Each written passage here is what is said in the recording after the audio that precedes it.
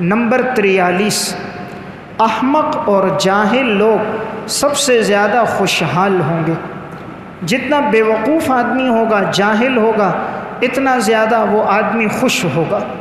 آپ صلی اللہ علیہ وسلم نے ارشاد فرمایا، لا تقوم الساعة حتی یکون اسعد الناس بالدنیا لقع ابن لقع۔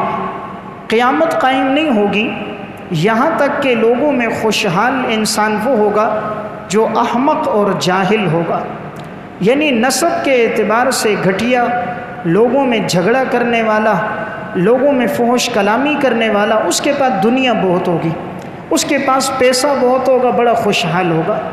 یعنی دولت جاہلوں کے، گھٹیا لوگوں کے ہاتھ میں آ جائے گی کہ جن کا مال دین پر، نیک لوگوں پر، غریبوں پہ خرچ نہیں ہوگا، اور وہ جاہل آدمی اپنے اس مال پہ اترائے گا، تکبر کرے گا۔ آج دیکھ رہے ہوتے ہیں ایسے بہت سے جاہل لوگ ہوتے جن کے پاس دولت ہوتی ہے، اور جب محاورہ ہے غریب کے پاس دولت آ جائے تو دیکھا یہ گیا اس کی زندگی پھر بڑی عیاشی میں گزرتی ہے، پھر اس کا یہ سارا پیسہ عیاشی میں لگتا ہے۔